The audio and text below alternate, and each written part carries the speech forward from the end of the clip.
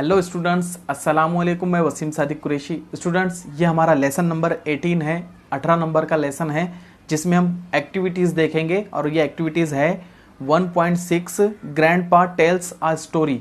इस लेसन की एक्टिविटीज़ हम देखेंगे और ये एक्टिविटीज़ रहेंगी एक्टिविटी नंबर 2, 4, 5 और लास्ट में रहेंगी इसमें सेंटेंस बोर्ड। तो सेंटेंस बोर्ड हो सकता है हम अगले लेसन में देखें, क्योंकि इसको समझाना है अच्छे से, इसलिए। तो चलिए पहला देख लेते हैं हम दूसरे नंबर की एक्टिविटी। तो पहले मैं आपसे रिक्वेस्ट करता हूँ कि हमारे इस चैनल को आप सब्सक्राइब कर लीजिए, इस वीडियो को लाइक कर लीजिए और आप मुझे सोशल मीडिया पर सपोर्ट कर सकते हैं, मुझे फॉलो कर सकते हैं। सारे लिंक्स आपको सामने नज़र आ रहे हैं। तो चलिए शुरू करते हैं हमारी फिर activity 2, group work.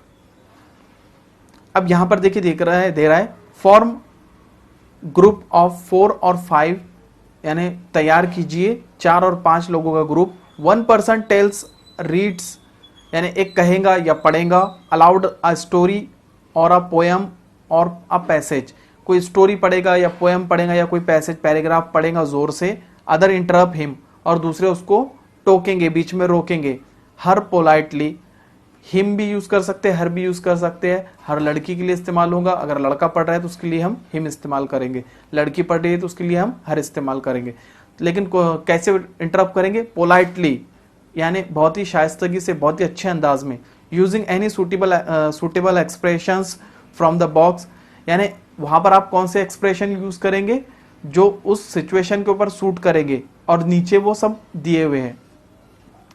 From the box, the person speaking reading, person जो है वो स्पीकिंग कर रहा है, बोल रहा है या रीडिंग कर रहा है। शुड आंसर और एक्सप्लेन विदाउट गेटिंग एंग्री, उसको चाहिए कि वो उसका जवाब दे। कैसे? विदाउट गेटिंग एंग्री, यानी गुस्से में ना आए, बल्कि बहुत ही पोलाइटली रहकर वो भी अच्छे से उसका जवाब दे। If the person get angry, अगर वो पर्सन गुस्से में आ गया, क्या बार बार सवाल कर रहा है, सुनना, पहले कहानी तो सुन ले, तेरे सवाल बाद में रख, ऐसा अगर वो एंग्री हो गया है, someone else take up the reading, तो फिर उसको बैठा दीजिए, किसी दूसरे को खड़े कीजिए। उसको बच्चे इंटरप्ट करेंगे, उससे सवालत करेंगे, और उसका काम है कि अपने गुस्से पे कंट्रोल रखे, क्योंकि यही इसमें सिखाने की कोशिश की जा रही है। ग्रीन बॉक्स में देखिए क्या दिया हुआ है। Some time you need to interrupt a person who is speaking to you. कुछ वक्त ऐसा आता है, कभी कभार इंसान की जिंदगी में ऐसे मौके आते रहते हैं कि किसी शख्स को इंटरप्ट करने की हम कोशिश करते हैं, या आपको कोई इंटरप्ट करने की कोशिश करता है, इंटरप्ट करता है। But you must do so politely, लेकिन ये आपको कैसे करना होगा? एकदम शाइस्तगी से, बहुत ही अच्छे से आपको करना है। The expressions given below can be used to interrupt someone politely. वो कह रहा है कि नीचे जो एक्सप्रेशन दिए हुए हैं, आप इन एक्सप्रेशन का अपनी लाइफ में, डेली लाइफ में इस्तेमाल कर सकते हैं, चाहे क्लास में हो, चाहे स्कूल में हो, चाहे घर पे हो, या फिर आप कोई पब्लिक प्लेस पर हो। आप इन सेंटेंस को याद कर लीजिए, आप इनका कहीं पर भी इस्तेमाल कर सकते हैं। तो चलिए फिर ये टेबल हम देख लेते हैं। यहाँ पर 2 कॉलम दिए हुए हैं। पहला कॉलम के अंदर इंटरप्शंस दिए हुए हैं और दूसरे कॉलम के अंदर रिस्पॉन्सेस दिए हुए हैं। यानी इस कॉलम के अंदर आप क्या क्या, कैसे रोकेंगे, कैसे टोकेंगे, कैसे अपनी बात शुरू करेंगे, ये सब दिए हुए हैं।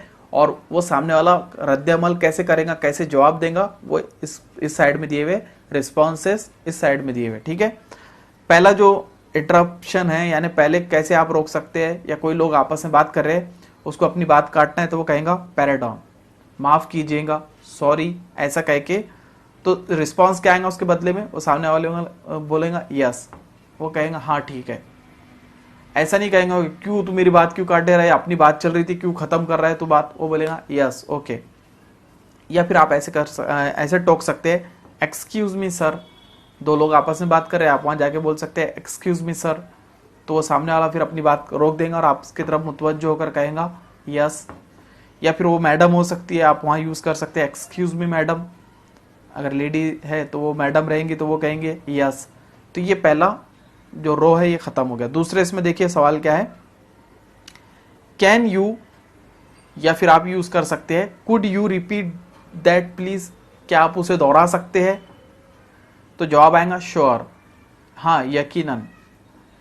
दूसरी उसके नीचे लाइन है, will you please say that again, क्या आप दोबारा उसको कहेंगे? ये एक ही सेंटेंस, यानी एक ही मतलब वाले 2 सेंटेंस यहाँ बताए गए हैं। ठीक है। Will you please say that again, क्या आप दोबारा उसको कहेंगे? सामने वाला कहेगा श्योर, या फिर वो कहेगा सर्टेनली, जरूर, फिर वो उसको दोहराएगा। तीसरे इसमें देखिए, sorry but I did not get the last word, माफ कीजिएगा मुझे आखिरी वर्ड समझ में नहीं आया।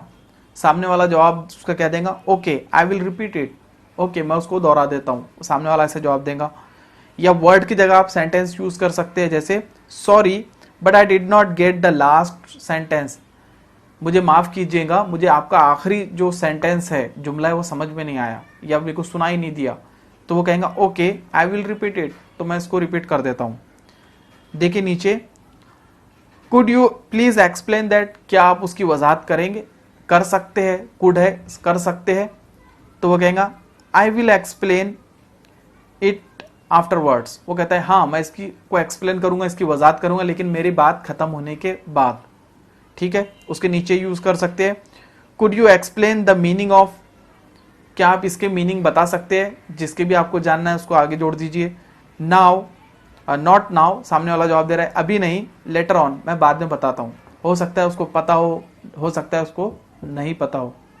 फॉर एग्जाम्पल आपने आपके टीचर से पूछ लिए कि could you explain the meaning of as, क्या आप एज के मीनिंग एक्सप्लेन कर सकते हैं? तो टीचर आपको एक तो बता भी सकता है, या अगर वो बिजी है तो वो कहेगा नॉट नाउ, अभी नहीं, लेटर ऑन, मैं बाद में आपको बता दूंगा उसका।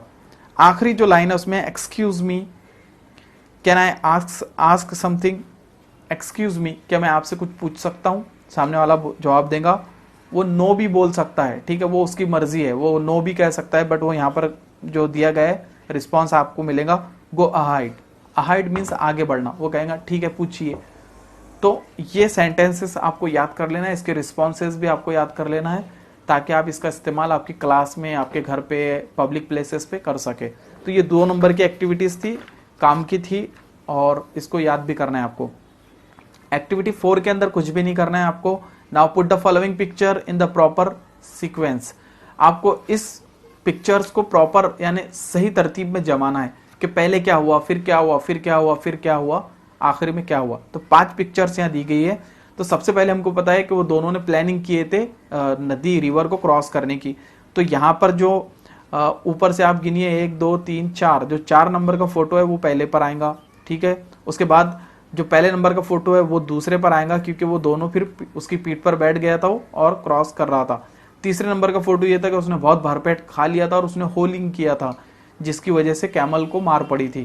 तो ये तीसरे नंबर का। चौथे नंबर का जो है, तो उसके होलिंग करने के बाद फौरन किसान वगैरह वहां दौड़े थे और उन्होंने उसको अच्छा पीटा था।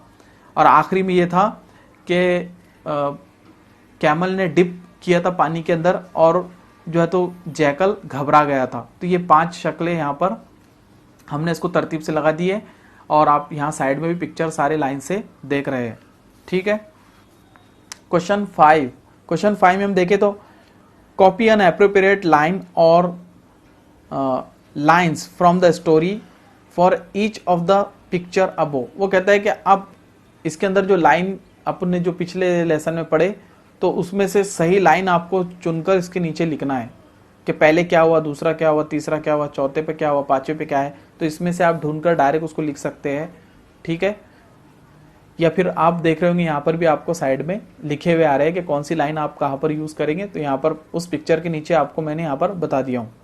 अब देखिए आगे 5, एक्टिविटी 5 ये हो गई है, मैंने बता दिया हूँ आपको सारे जवाबात भी। अब नीचे दिया है नाउन्स, ये ग्रामर का पार्ट है, ठीक है। तो ये ग्रामर का पार्ट ये मैं सोच रहा हूँ कि 19वें पार्ट में हम जो है तो नाउन और प्रोनाउंस देख लेंगे, ठीक है। अभी मैं आपको आगे का बता देता हूँ। यहाँ पर जो है सेंटेंस बोर्ड देख लीजिए। Using words in the neighbouring boxes, neighbour means होता पड़ोसी, वर्ड यूज करना है ये जो नीचे दिए गए बॉक्सेस में से। Try to make as many meaningful sentences as you can.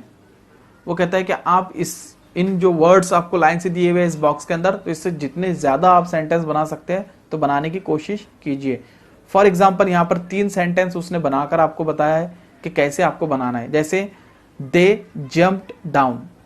ये एक सेंटेंस उसने इन्हीं बॉक्सेस में से सब लेकर बनाया है, ठीक है। हैज शी सॉल्व्ड पजल्स, ठीक है, ये भी इसमें से बनाया हुआ है। यू कैन डू इट, आप कर सकते हो, तुम कर सकते हो।